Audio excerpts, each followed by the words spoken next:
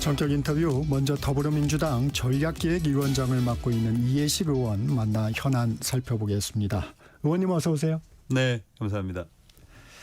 어제 이재명 대통령과 여야 대표의 회동이 있었습니다. 어떻게 보셨습니까? 네, 모처럼 화기애애하게 여야가 손을 맞잡은 모습이 무척 인상적이었고 또 국민들께 아주 좋은 이미지를 준 것 같아서 저도 정치하는 한 사람으로서 기분이 좋았습니다.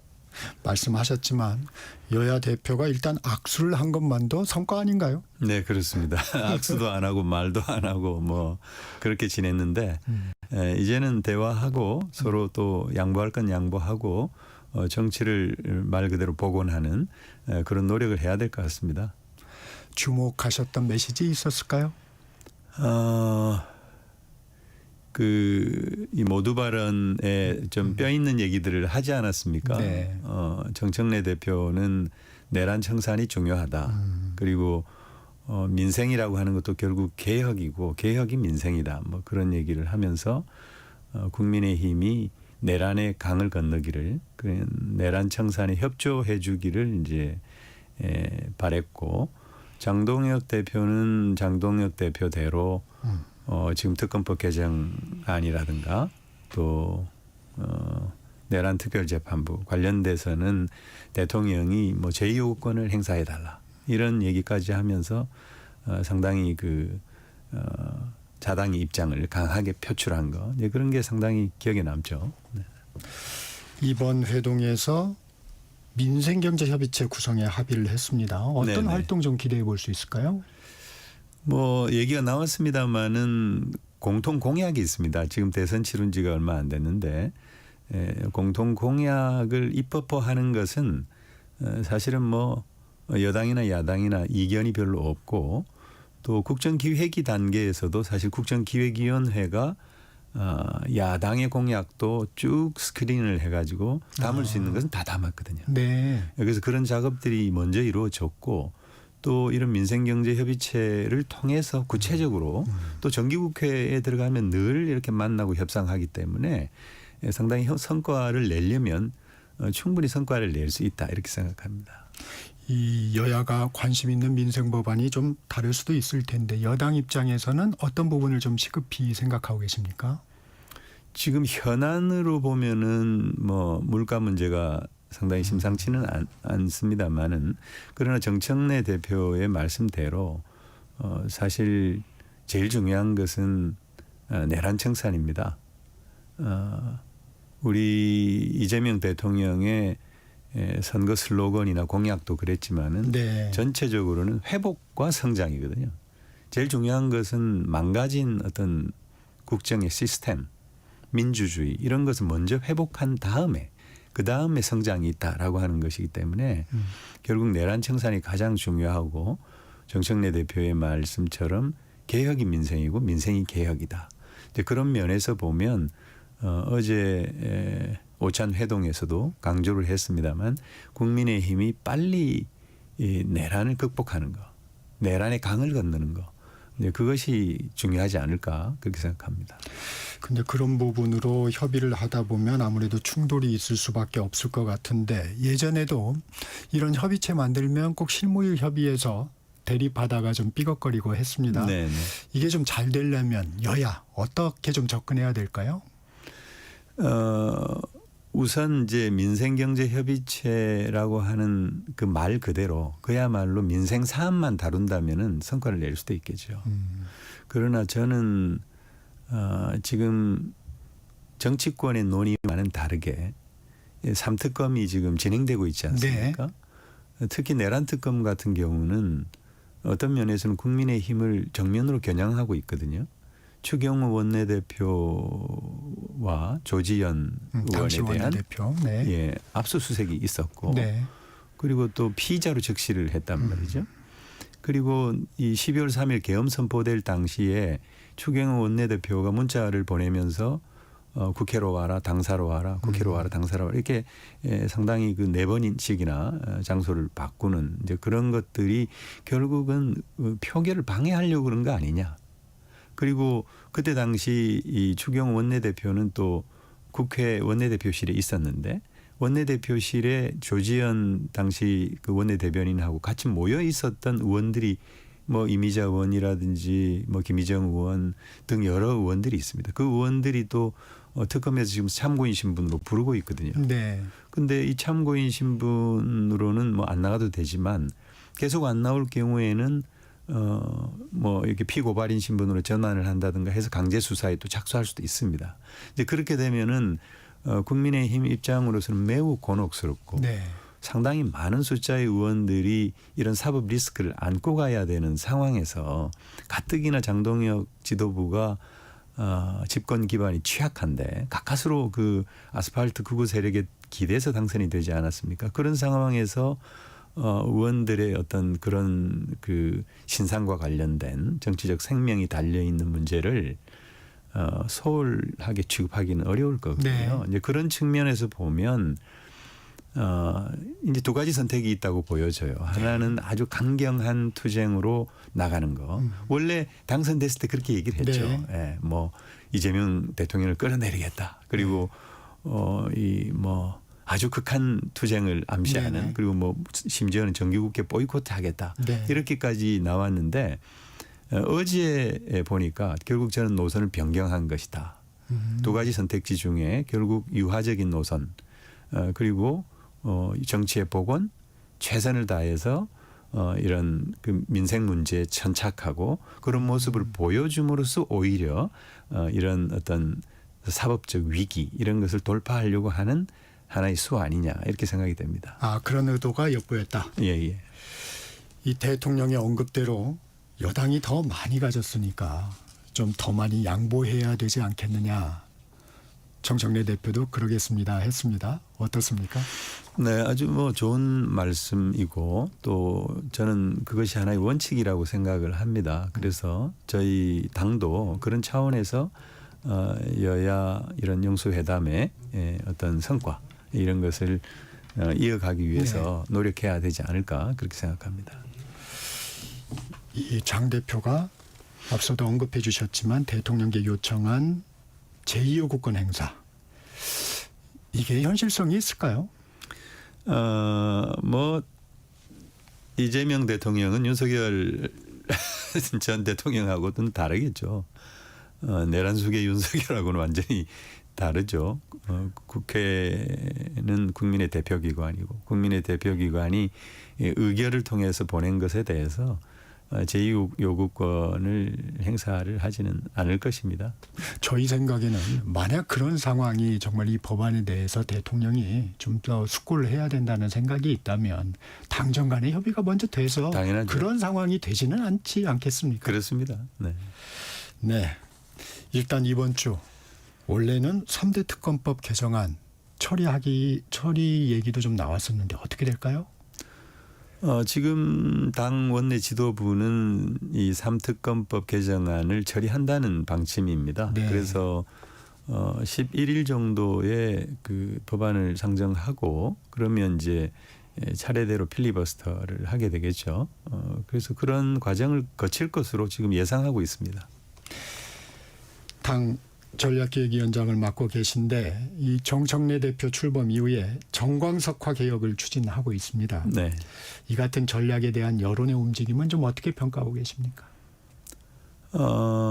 이제 그 말 자체가 주는 그 어감이 굉장히 강렬해서 민주당을 사랑하고 지지하는 분들에게는 굉장히 그 효능감 있는 그런 말이지만 또 반대 진영이 있거나 또 이 중도 쪽에 머물러 있는 유권자들에게는 다소 좀 거부감을 주는 것도 사실이죠.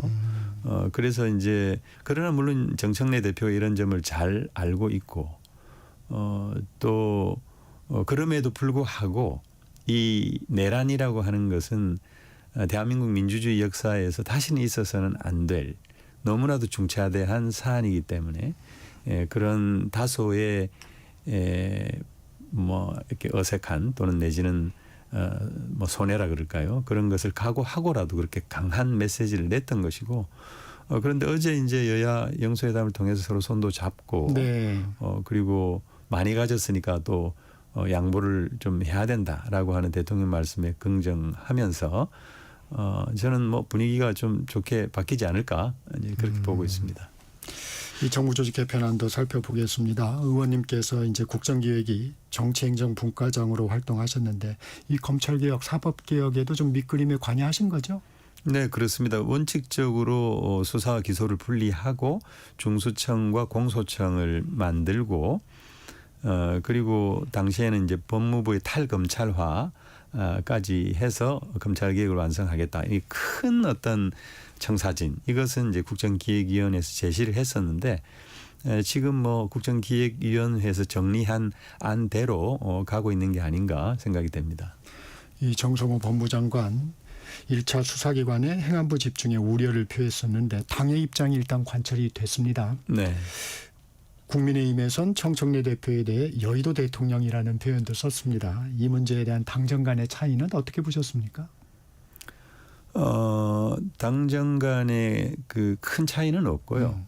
불협화음이나 이런 것도 일체 없습니다. 네. 다만 이제 국민의힘이 그렇게 얘기하는 것은 결국 당정 간의 어떤 불협화음을 조장하려고 하는 네. 기대가 반영된 게 아닌가 그렇게 생각이 되고 늘 언론이나 또는 야당은 거기에 촉각을 곤두세우고 있기 때문에 그런 어떤 그 주관적인 어떤 안경이라 그럴까요? 그런 거에 의해서 현상이 그렇게 보인 것일 뿐이지 절대 그렇지 않다 이렇게 말씀드리고 싶습니다.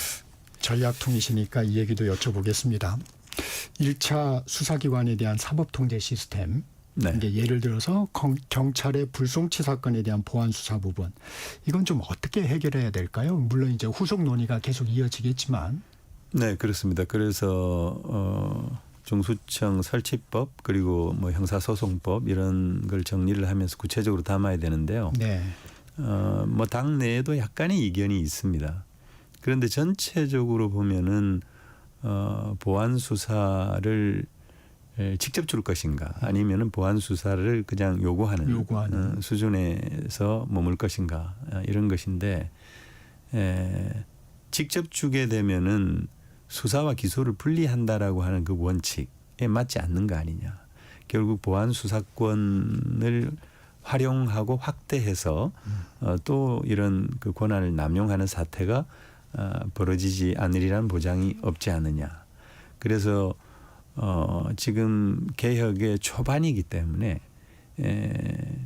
추후에 나중에 가서 보안 수사권을 일부 허용하는 한이 있더라도 지금은 보안 수사를 요구하는 정도에 그쳐야 그래야지 국민적인 우려를 불식시킬 수 있다라고 하는 것이 조금 더 다수 견해인 것 같습니다. 이 천하람 개혁신당 원내대표는 이런 얘기도 하더라고요. 특검, 공수처에는 왜 수사 기소권을 다 주느냐? 이제 특검은 이제 말 그대로 특검이기 때문에 그런 것이고, 그리고 공수처는 이 수사기관으로서는 매우 작은 규모입니다. 검사도 한 25명밖에 안 되고, 그래서 사실 이 공수처가 만들어질 때 여야 협상 과정에서 그렇게 쪼그라든 것이거든요. 그래서 그런 어떤 특별한 말하자면 고위공직자에 대한 수사와 기소를 담당하는 기관으로서 아주 특별한 영역이어서 수사 기소 권한을 이렇게 다 허용하는 것으로 정리가 된 것이죠. 그러나 지금 현재 중수청이 설치가 되고 중수청이 설치가 되면 국수본 또 공수처와 함께 3개의 수사기관이 들어서는 것이단 말이죠. 근데 그런 상황에서 그러면 이 관할권 다툼이라든지 또는 뭐 수사의 그 여러 가지 그 수사 진행 과정에서 나타날 수 있는 어떤 혼선 같은 게 있을 수 있지 않느냐. 그래서 국수위, 국가수사위원회라고 하는 것을 두고 거기서 좀 조정을 하게 하자라고 하는 안도 지금 나와 있긴 하죠. 그러나 궁극적으로는 이 수사기관의 전반적인 어떤 통합 문제라든가 구조의 개편 문제가 또 나올 가능성이 있습니다. 그래서 그런 것들을 염두에 두면 지금은 이 공수처의 이 수사기소 기능을 다 주는 거 그리고 또 특검의 수사기소 기능을 다 주는 거에 대해서 비판하는 것은 한 면만 보는 것이다. 이렇게 생각이 되고 차제 저희가 입법을 하는 과정에서 이런 것들을 전체적으로 검토해서 보다 더 충실한 안을 만들 책임이 우리한테 있지 않은가 이런 생각을 갖습니다. 이 검찰에는 당연히 이제 개혁 대상으로서 불만의 목소리가 좀 나옵니다. 네. 노만석 검찰총장 직무대행 정부조직법 개정안과 관련해서 헌법에 명시되어 있는 검찰이 법률에 의해서 개명당할 위기에 놓였다. 반성을 얘기하면서도 향후의 검찰개혁 세부적인 방향은 국민들 입장에서 설계가 되었으면 하는 바람이다. 이렇게 얘기했는데 어떻게 좀 해석하셨습니까? 뭐 조금 아쉽습니다. 검찰이 말로는 반성을 한다고 했지만 네. 결국 반성 안 하는 거 아니야? 이런 어떤 의문을 국민들께 던져주는 것 같거든요. 그리고